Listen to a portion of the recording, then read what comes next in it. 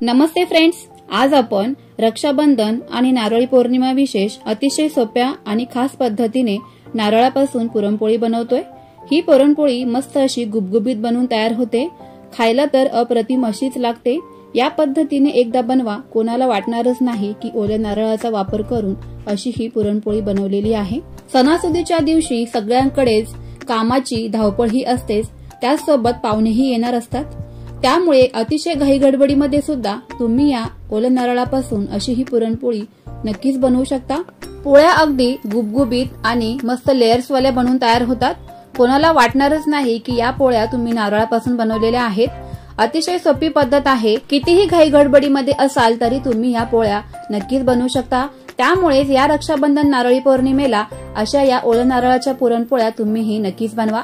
Recipe आवडली तर व्हिडिओला एक लाईक नक्कीच करा। चला तर मग फ्रेंड्स, पटकन वेळ न घालवता रेसिपीला सुरुवात करूया। सर्वात आधी इथे आपण एकाच वाटीने सर्व साहित्य मोजायचं आहे। त्यासाठी तुमच्या घरातील कुठलीही एक वाटी किंवा एखादं भांड फिक्स करायचं आहे। त्याच वाटीने किंवा भांड्याने सर्व साहित्य इथे मोजायचं आहे। आता एका वाटीने मोजून आपण इथे बेसन पीठ घेतलेलं आहे। जाड तळाची कढई शक्यतो वापरायची, म्हणजे आपण जे पीठ भाजणार आहोत तर ते तळाशी लागणार नाही। तूप वगैरे काही वापरायचं नाही पीठ भाजताना। असंच आपल्याला कोरडं हे पीठ अगदी स्लो गॅसवर सतत हलवत भाजून घ्यायचं आहे। आता हे पीठ भाजले की नाही ते कसं ओळखायचं, तर 10 मिनिटांनंतर पिठामधून हलकासा छान सुगंध येऊ लागतो, म्हणजे समजायचं आहे की आपलं इथे पीठ भाजून तयार झालेलं आहे। 8 ते 10 मिनिटांनंतर पिठाचा हलकासा रंगही बदलू लागतो। त्यामुळे पीठ जास्त करपू न देता एकसारख्या रंगावरती सतत हलवत भाजूनच घ्यायचं आहे। आता हे भाजलेलं पीठ एका प्लेटमध्ये काढून घेऊयात आणि लगेचच पुढची तयारी करूयात। ज्या वाटीने सुरुवातीला आपण बेसन पीठ मोजलं त्याच वाटीने इथे 2 वाट्या असं हे ओलं खोबरं मिक्सरमध्ये बारीक फिरून घ्या किंवा मग किसून घेतलं तरीही चालेल। सुरुवातीलाच मी सांगितल्याप्रमाणे कुठल्याही एका भांड्याचा किंवा एखाद्या वाटीचा तुम्ही प्रमाण मोजण्यासाठी वापर करू शकतात। आता हे जे खोबरं आहे ना, ते अगदी स्लो गॅसवरती आपल्याला हलकसं कोरडं होईपर्यंत एकसारखं भाजून घ्यायचंय। 7 ते 8 मिनिटांमध्येच हे खोबरं छान असं कोरडं होऊ लागतं। असं केल्यामुळे काय होणार आहे की आपण ज्या पोळ्या बनवणार आहोत ना, तर त्या या ओल्या खोबऱ्यामुळे खूप जास्त ओलसर न होता मस्त आपल्या पोळ्या इथे बनवून तयार होतात। त्यामुळेच आपल्याला ही प्रोसेस करायची आहे। आता यामध्ये पाव चमचा मीठ घातलं। आता ज्या वाटीने आपण खोबरं आणि सुरुवातीचं साहित्य मोजलं त्याच वाटीने इथे 1 वाटी मोजून गुळ घ्यायचा आहे। गुळ शक्यतो साधाच गुळ वापरायचा आणि तो फोडून घ्या, म्हणजे तो पटकन या नारळामध्ये विरघळला जाईल। 2 वाट्या ओल्या नारळासाठी 1 वाटी गुळाचं प्रमाण हे अगदी परफेक्ट आहे। या पद्धतीनेच प्रमाण घ्यायचं आहे। आता अगदी स्लो गॅसवरती हा गुळ देखील आपल्याला खोबऱ्यामध्ये छान मिसळून घ्यायचा आहे। पूर्णपणे हा गुळ वितळला गेला पाहिजे, याची इथे काळजी घ्यायची आहे। कुठेच गाठी वगैरे राहता कामा नये। खूपच कमी वेळामध्ये हा गुळ देखील छान खोबऱ्यामध्ये मिसळला जातो, कारण कढई गरम असते आणि खोबरं देखील आपण सुरुवातीला भाजून घेतल्यामुळे ते देखील गरम आहे। त्यामुळेच त्याच्या हीटने किंवा उष्णतेने पटकन हा गुळ देखील विरघळला जातो। आता यामध्ये अगदी पाव चमचा किंवा तुमच्या आवडीप्रमाणे 1 चमचा यामध्ये वेलची पूड घालायची आहे। वेलची पूड घातल्यामुळे अतिशय मस्त असा फ्लेवर आपल्या पुरणपोळीला येऊन जातो। वेलची पूड घातल्यानंतर पुन्हा एकदा अगदी स्लो गॅसवर सर्व साहित्य व्यवस्थित असं मिसळून घ्यायचंय। खोबरं आणि गुळाचं परफेक्ट प्रमाण घेतल्यामुळे सारण तर पहा अतिशय मस्त असं बनवून तयार झालेलं आहे। खूप जास्त ओलसरही झालेलं नाहीये। त्यामुळे याच पद्धतीने तुम्ही ही साहित्य घ्या आणि या पद्धतीने सारण बनवा। आता जे आपण बेसन पीठ भाजून ठेवलं होतं प्लेटमध्ये, ते सर्वच बेसन पीठ या सारणामध्ये ऍड करून घ्यायचे। सुरुवातीपासून गॅसची फ्लेम अगदी स्लो ठेवायची आहे। कुठेच गॅस वाढवायचा नाही, नाहीतर मग हे सर्व साहित्य करपून जाईल आणि सगळी याची चव निघून जाईल। बेसन पीठ तर आपण अगदीच छान भाजून घेतलेलं आहे सुरुवातीला, त्यामुळे खूप जास्त भाजायची आवश्यकता नाही। फक्त हे आपल्याला गुळ आणि खोबऱ्यामध्ये छान असं मिसळून घ्यायचंय। जर का काही पिठाच्या गाठी होत असतील तर त्या कलथ्याने मोडून घ्यायच्या आहेत आणि मोडतच आपल्याला हे पीठ छान या गुळ आणि खोबऱ्यामध्ये मिक्स करून घ्यायचंय। अगदी याच पद्धतीने परफेक्ट मस्त असं आपलं हे पुरणपोळीचं सारण इथे बनवून तयार झालेलं आहे। अगदी कोणाला वाटणारच नाही की तुम्ही हे सारण ओल्या नारळापासून तयार केलेलं आहे।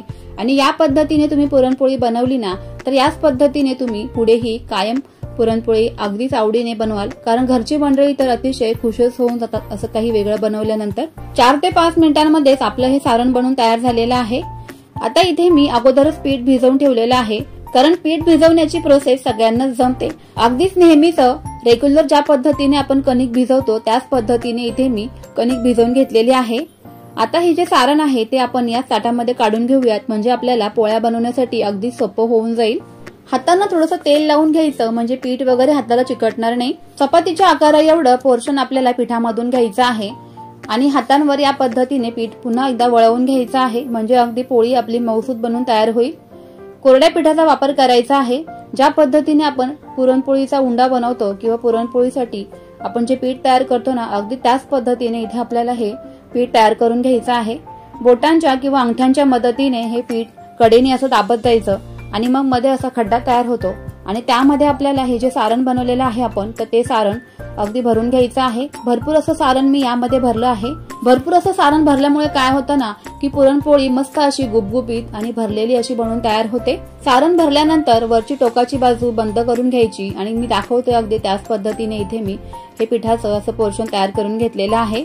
कोरड्या पिठाचा वापर करून हे मी पीठ साईडला ठेवून देते, कारण मग 1 ते 2 पोळ्यांचं जर का आपण अगोदर हे तयार करून घेतला ना असा उंडा, की मग आपल्याला लाटण्यासाठीही सोपं पडतं आणि वेळही वाचतो। 1 ते 2 उंडे मी असे बनवूनच ठेवते, म्हणजे लाटण्यासाठीही खूप सोपं होऊन जाईल।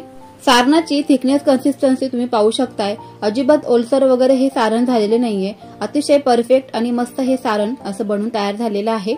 ओल्या नारळाची ही पुरणपोळी अतिशय मस्त आणि जबरदस्त अशी बनवून तयार होते।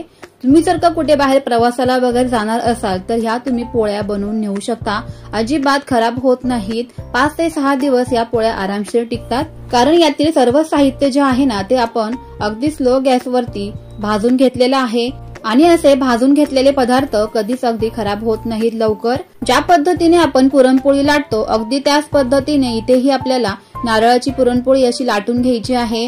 कोरड्या पिठाचा वापर करायचा आहे, म्हणजे पोळी खाली पोळपाटाला चिकटणार नाही। परफेक्ट अशी गोल गरगरीत खाली पोळपाटाला न चिकटता किंवा सारण बाहेर न येता अशी आपली ही पुरणपोळी इथे बनवून तयार झालेली आहे।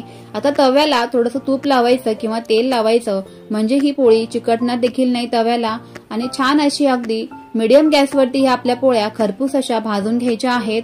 दोन्ही बाजूंनी एकसारख्या रंगावरती तुपाचा वापर करून या पोळ्या इथे मी भाजूनच घेते। न फाटता न तुटता सारण बाहेर न येता मस्त अशी गुबगुबीत आणि लेयर्स वाली आपली पोळी इथे बनवून तयार होते। कलथ्याच्या मदतीने कडा अशा प्रेस करायच्या आहेत, म्हणजे ही जी पोळी आहे ना ती छान फुगली देखील जाते। या पद्धतीने इथे मी ही पुरणपोळी भाजूनच घेते। पोळी भाजत असताना खमंग अगदी सुवास घरभर पसरलेला होता। छान अशी ही पोळी बनवून तयार झालेली आहे। दोन्ही बाजूने खरपूस भाजल्यानंतर लगेच तिथे मी दुसरी देखील पोळी भाजूनच घेते। ओल्या नारळापासून पुरणपोळी बनवण्याची ही अगदीच खास आणि मस्त पद्धत आहे।